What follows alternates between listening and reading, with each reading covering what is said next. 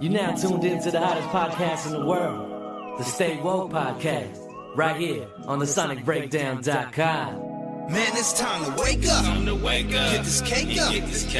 Only thing I care about is switching. Welcome back to another Stay Woke Podcast. This is D. Ray Brinson, and you know the Stay Woke Podcast is presented by the SonicBreakdown.com. So today we're going to have a special episode of the Jay-Z Footnotes, and this one is going to be specifically called The Death of Ego. And this episode is based off of the Jay-Z Footnotes for Kill Jay-Z. We have a couple of special guests in the building today. We have Reddy, who you know has been a family friend of the podcast, who's been on many of the podcasts, so we have him here. We have Spence, who's a newcomer that is hopefully going to be a regular on the podcast as well. And then we have Brother to the Left, where you've heard many of his stories, especially, him and Love. So we got him in the building again for another part of this series. So let's get right into it. And the thesis of this episode is basically, do you have to kill your ego? Is that something that has to be done?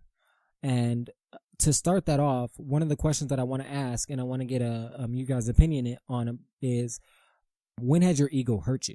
And that was spawned off of the beginning of that video. And one of the quotes that I feel ties to this is not only just has your ego hurt you, but when were you aware of it? When did you become aware that your ego hurt you, or something you were hurt as a result of something that your ego caused? An example of this is with Trevor Noah, where he says that he's afraid of his ego because of the negative effects that he's seen, like hubris, and just as being a human being, that he's scared of it. My ego has definitely hindered me in some ways. And before I go into that, I'd just like to say, for me, when I define ego, I like to think of ego as yin and yang. There's two sides to it. There's a duality to it.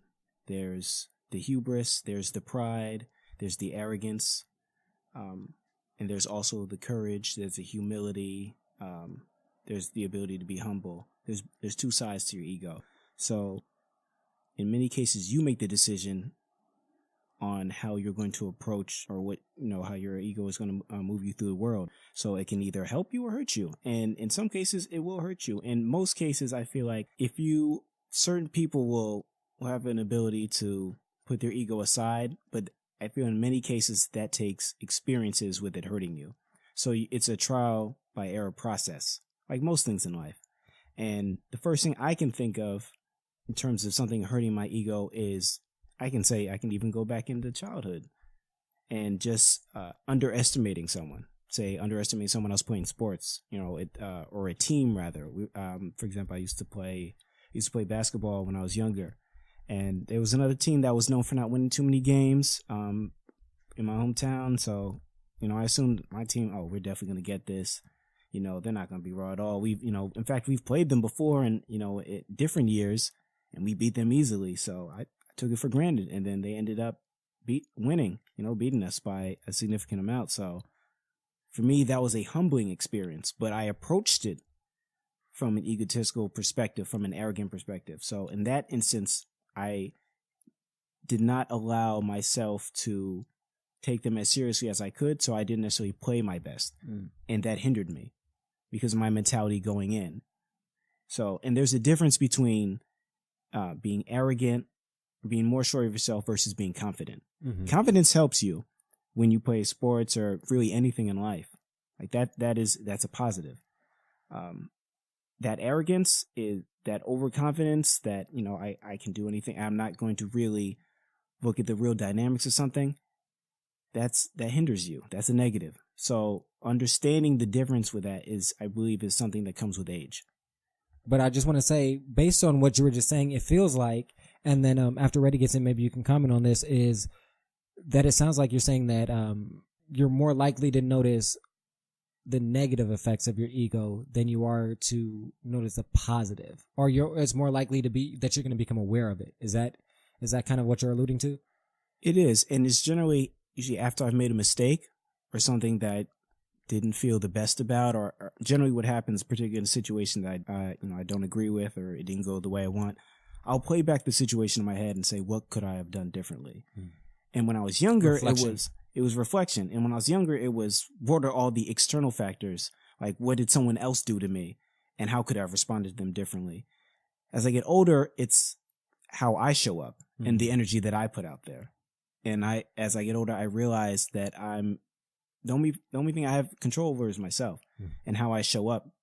So if I'm putting out good energy, and I'm giving out a certain position on something, then in many cases now it just gets reciprocated in most cases. And if not, then I know how to kind of shift my focus, and I can look at that and say, okay, what did I bring to the table versus what did the other person?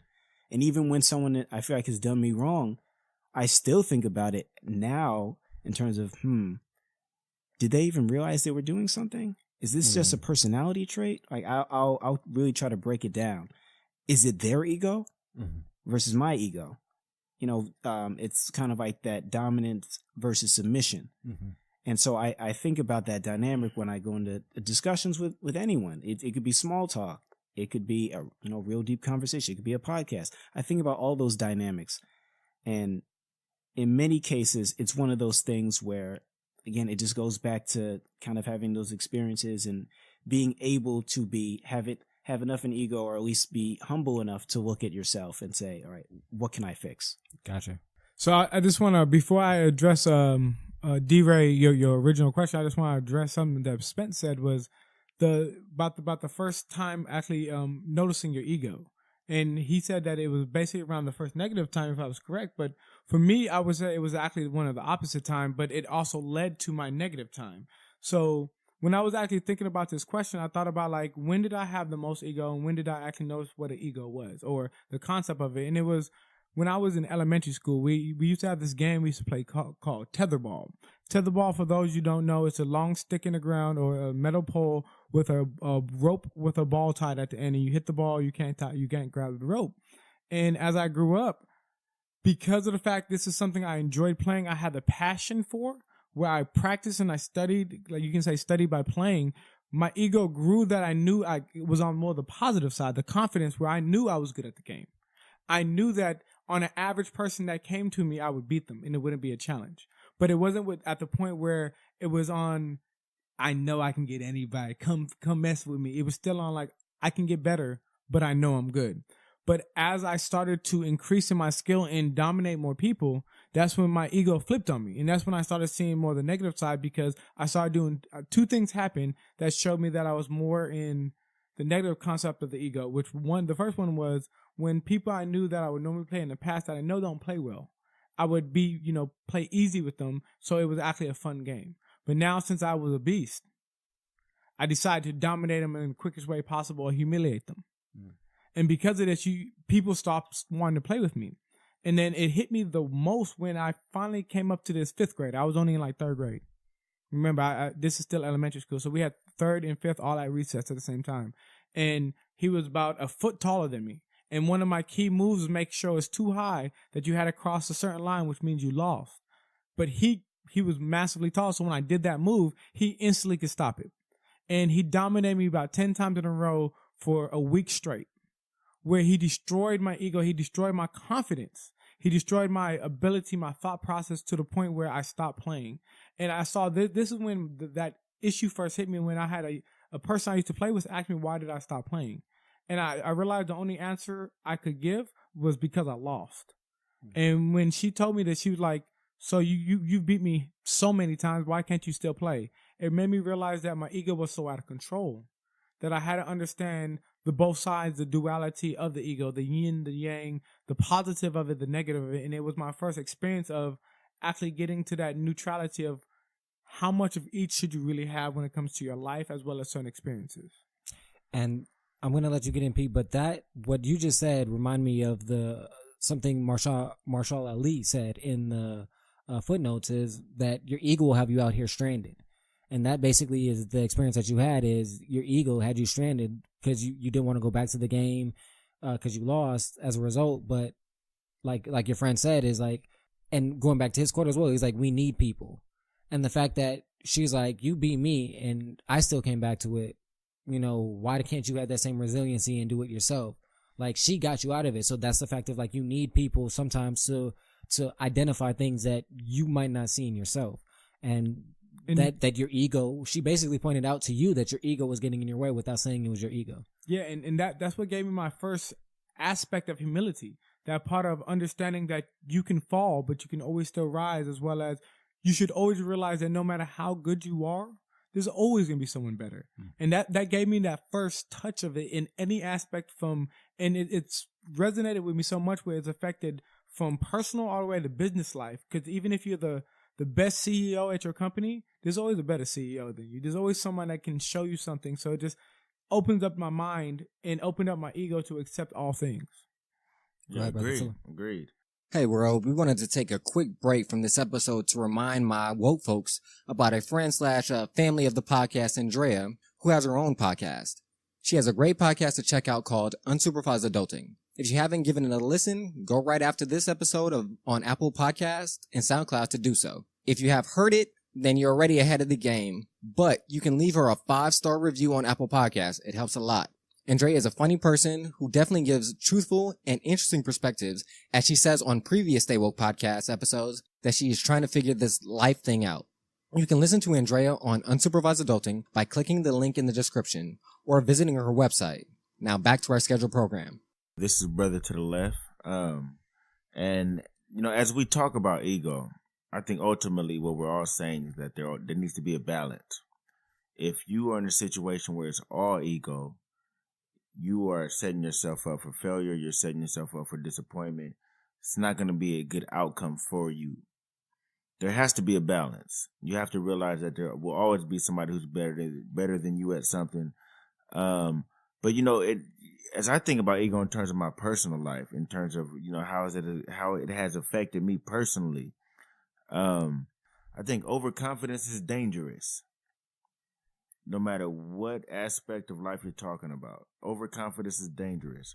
If you are so overconfident that you're overshooting things, or you are not anticipating things, real, practical things that can come your way, because you're so confident, you're setting yourself up for failure.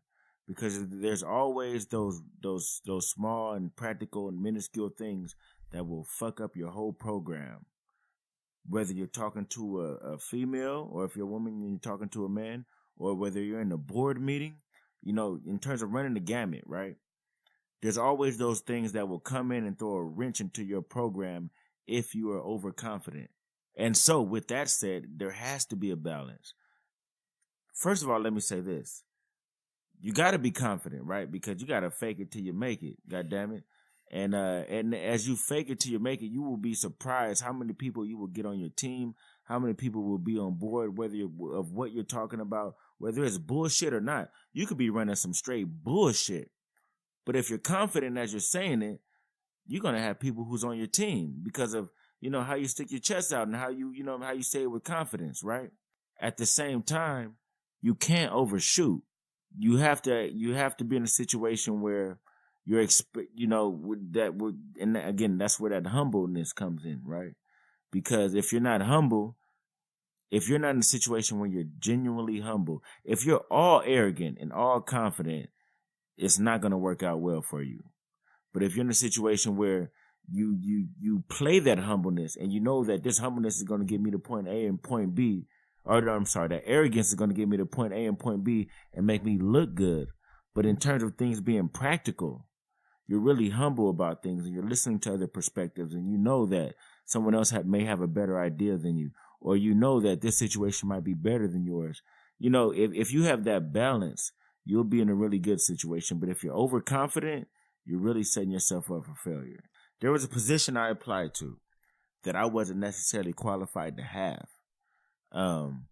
But because I spoke so confidently about it, and because I spoke in terms of, I knew what the fuck I was talking about. And not only did I know what I was talking about, but I could back it up. Even though I couldn't, if they would have dug a little deeper, I didn't have too much data on it. But I know the power of confidence. I know the power of ego. From my experience, I know that. So I spoke from a place of power. I spoke from a place of confidence. I spoke from a place of, I knew what the fuck I was talking about. And I actually got that position. They offered it to me. Now, I didn't take it because there was a different position that was a better fit for me, and I took that position. However, I was offered a position I should not have had because of the power of ego.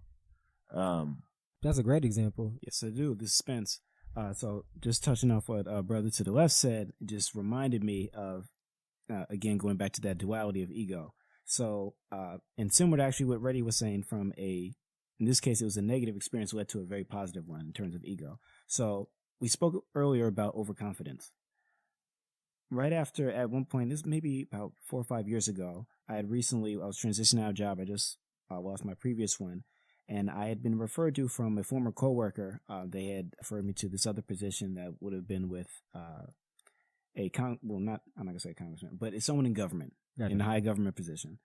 And so I went to the interview, and I felt good that, my name had been mentioned, and, they had reached out to me and said, hey, we want to speak to you. And I went in, and for those that don't know, I'm a writer, journalist, reporter. I've been doing that for years. And I went to the meeting. I had already been doing that, been in the field. And I came in, and what I expected to only be 1 or 2 people interviewing me, which is generally, in most cases, that's usually how it went for me. It was about 6 people in the room, and they were in like a semicircle around me. Somewhat like an interrogation, feeling like it was an interrogation, and they literally all had these different charts where they would each ask a question. It wasn't even in order. It was just kind of keep their you own off, order. keep you off balance. Keep me off balance, and they were just asking questions that threw me off balance. So in particular, because I have a writing background, a reporting background, they were asking me more questions about policy, particularly about the person in government, a representative who I would have been working for, and I didn't have the answers to that. And they're also looking for a certain experience that I didn't have the experience to speak to, primarily because they're asking me about campaigning and things, and I'm like, I've written about it, I've covered it, but that's not my background. Yeah. So it had me at a disadvantage. About maybe 10 to 15 minutes in the interview, I just knew that I'm not getting this at all. This is just going really bad. So I didn't necessarily check out, but once you kind of knew that it wasn't going, it's like, okay, well, how can I bow out gracefully? 3 days later, I got an offer to actually get a job that I really wanted to. It was in a newspaper. I'm currently where I'm working now, San Francisco Chronicle. And before that, as soon as I found out that I'd be having the interview, I did all the research I could possibly do to prepare for this interview. I read pages upon pages, articles upon articles. I did research on every person that worked in the particular department I was in, about 5 or 6 different things I had written. I looked over the website. I spoke about and made notes around what I would change and why I would change it, and here's what I would bring to it. I was so prepared for that interview when I went in. And also, it didn't happen to be a semicircle of people. It was two people, 2 people. So it was that made it a little bit easier too. But I was so ready for all the questions that they asked me. I had great answers for everything, and I could back it up. Right. And I say that to give that example is I went into the first interview overconfident and feeling that I would have it in the bag based off a recommendation from a coworker or a former coworker. I went into the second interview with none of those reservations. I said, I'm going to lay it on the table, and what I'm going to bring is everything I know and have. So if someone else gets the job, it's not going to be because I didn't know what I was talking about. It's because we didn't click. It didn't work out for one reason or another. But it's not going to be because I didn't do my very best. And I ended up getting the job. Preparation, as I say, Lady Luck smiles on the prepared. Very true. If I can add to that, right, I think that ego particularly works well when you're trying to convince people of things, whether it's an interview or once you pass the interview and you're in a position of leadership, right? When you're trying to convince people to get on board, that ego or that confidence that I know what the fuck I'm talking about, that works. However, also when you're in a position of leadership, it is incredibly important to humble yourself and listen to good ideas, because you got to realize no matter how sharp you are, no matter how well versed you are in the topic or the subject or the field, there will always be someone who has something that they can contribute. And if you're not open to that, you can, what I'm saying, if you're in a situation where your ego drives everything you do and you think you know it all, you will drive your business or your field, you will drive whatever it is your endeavor is into the dirt. So there has to be that balance. one good example I like to always use is when we think about in psychology, you have the concept of an extrovert and an introvert. When it comes to people that are emotionally really extroverted, they have a large amount of a certain part of their ego. So these are people that are highly overconfident. These are people that are having Generalizing. in general, yes, this can be. So this is an example of a large majority, but some, always have distinctions. But the concept of it, and I say this because you'll see a lot of times when it comes to somebody that has a large amount of a certain type of ego, like a lot of extroverts, when they fail, they have the hardest time bouncing back because of the fact they always had this high level of self-confidence. And I know I'm the shit. When we see the opposite side in most sides, when it comes like an introvert, when they fail, it's like, okay, this is just a notch on my belt, and it's a higher bounce back because you went into the situation with the ability, like, I want to succeed, but I always have to be prepared for both sides.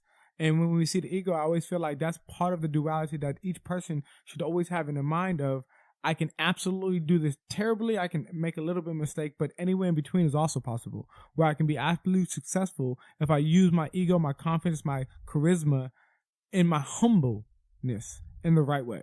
What I'll say is, touching on how ego can help you, it takes me to the Chris Rock line of ego gets you on the stage, basically. What I took it, that quote or that expression, is that basically an artist, a performer, an entertainer, somebody that wants that limelight or puts themselves in that position for that limelight, your ego has to get you there. Your ego, something has to give you some people say balls, confidence, gusto, whatever you want to use it to get you to that point. Athletes, the same thing. You don't want to be in those bright lights if you don't put yourself in those bright lights if you don't want to be there. So your confidence gets you there. And then it's the talent, the hard work, the dedication, the preparation that we all were mentioning that keeps you there. Right. And so I do think that your ego is important to get you there. But again, you have to keep it in balance. That brings up something really interesting. You spoke about an entertainer, Chris Rock. And not just an entertainer, one of the best comedians living. And Definitely. one of the things that, particularly with comedians, he's absolutely right about that ego will get you on stage. But there's still that duality of you need to feel that acceptance from the people, because you can go up and tell jokes, but you need people to laugh. If people don't laugh, you're going to start questioning yourself and saying, all right, that didn't work. Is it something? Am I not really funny? Or, are they not really feeling me? Like, all these questions will come up. There is definitely a lot of insecurity that is associated with comedians. Mm-hmm. And they draw on that to bring out the comedy.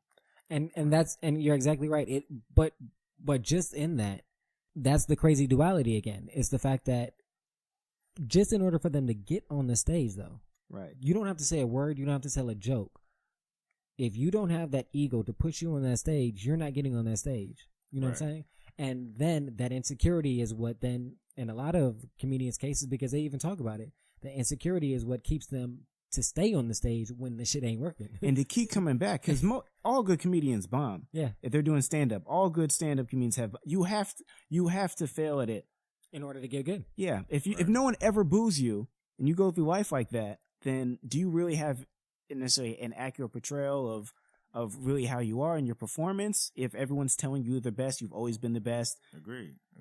That can lead you to start making, like more mediocre content, because there's nothing you really have to strive for. That's true. Right. If you get an A+ on anything you say or anything you do, it's, or you get a certain amount of praise just for, you'll eventually start doing less because I don't have to do as much. I don't have to try as hard. Right. And so, with that said, let me add to that and also kind of take this in a slightly different direction, if you brothers don't mind. Come back next Friday to hear the conclusion of this Stay Woke podcast episode. Definitely come back and take a listen for that. We drop a new episode every Friday, so subscribe on Apple Podcast or our YouTube channel, The Sonic Breakdown, or follow us on SoundCloud. And you know our motto, live, listen to some great music, and above all, love more. We out.